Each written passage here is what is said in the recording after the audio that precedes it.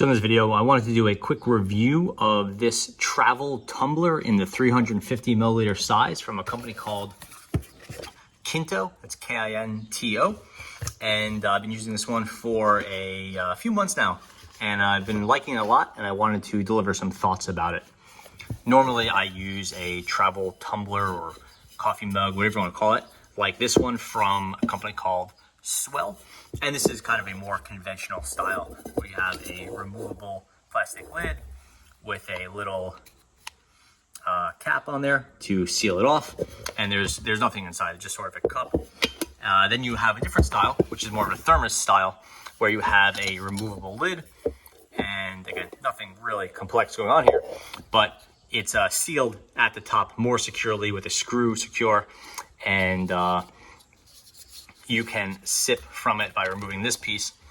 And basically this will keep your drink colder or hotter for much longer than a tumbler style or a more conventional cup style. So what's the deal with the Kinto? We see a full brushed stainless steel body. It is insulated, so there has some thickness to it. No plastic touching your mouth or lips, no plastic on the inside. Really quite secure there. Doesn't seem to be any seams or any markings on the inside, so it looks like it's one piece. It's quite hard to tell though.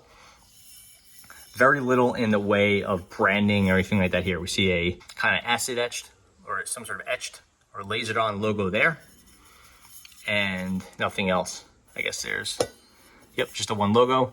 No markers on the inside, 4 milliliters or anything like that, which is fine. And then no real branding or anything like that on the bottom, just that one logo. You have a two-piece top assembly with this. One is your lower piece. This will stay on the cup once it's filled, and this will keep it largely sealed like this, and you will drink through it like this. This looks like a button. It's not a button. It just is a slow release drinking cap or whatever, so it'll let your drink out quite slowly, but it's not, there's no controllable or configurable or anything like that. You could see it basically lets some amount of liquid out, but not a lot. This is all one piece in here, so you can't, that's why you can't adjust it, nothing like that. And then you have a little rubber grommet here or something like that, which is going to give you a really good seal right around here. That way none of the liquid is leaking through the threaded area. It could only come through this area right here.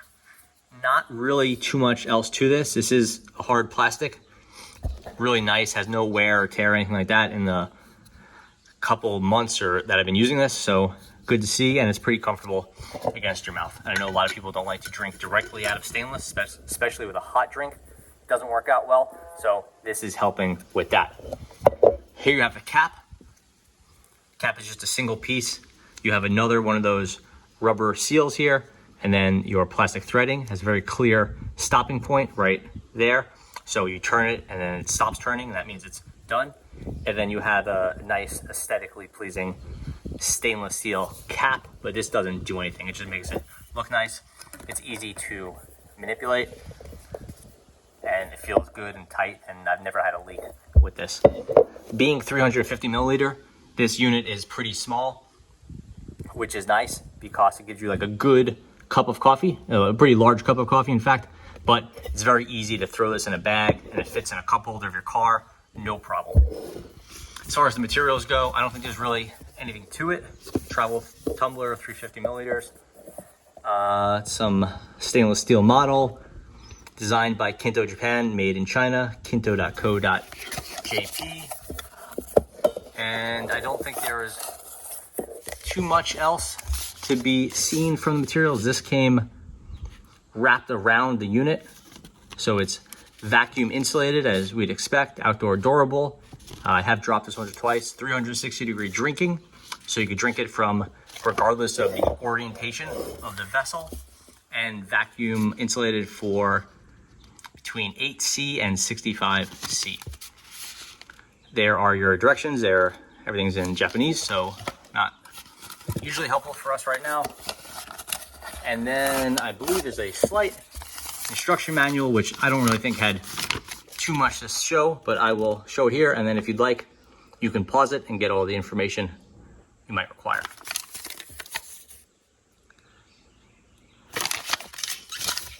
So as far as holding it goes, I like it. It's a good size, not too big, not too small. You don't get a huge amount of coffee. It's basically one good size drinking session or whatever you do, one good size cup. It's 350 milliliters.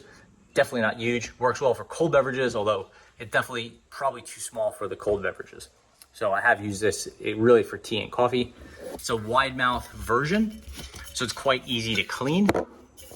There's a little bit of dip here, but you can get any bottle brush or anything like that in there. You can even get a sponge in here without too many problems. So from just usability, I really like it. I believe it is dishwasher safe, so no problems there. And then the last thing I would do outside of that recommendation about usability is to do the temperature testing. I can tell you it is vacuum insulated. This thing will hold a temperature extremely well, particularly with your hot beverages. If you put you put your coffee in here in the morning, you seal it up tight, come back after lunch, it is still piping hot. And you can check out the proof here in this video I did with some indications, and I ran the temperatures over the course of a couple hours.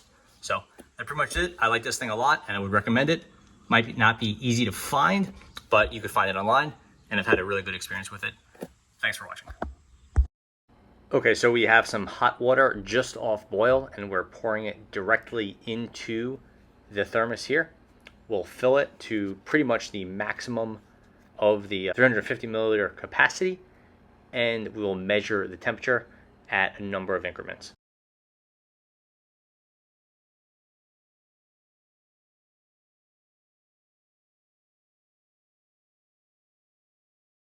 We can see the starting point of the boiling water once poured into the thermos is just about 204 degrees. So we'll tighten the lid down and come back in a few hours. Okay, so it's just about 2 hours later and you want your drink, your coffee, your tea, whatever. Let's see what temperature it's at.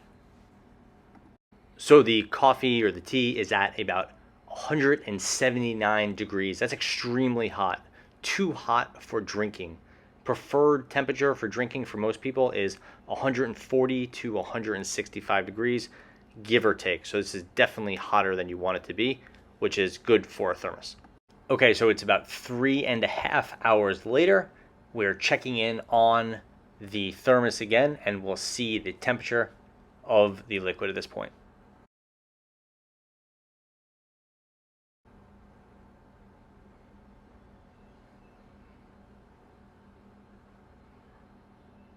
So it's about 167 degrees at this point. Again, this is at the very high end of what people would consider to be a drinkable coffee. 165, 170 is at the very top end. Usually most people prefer their coffee cooler than that.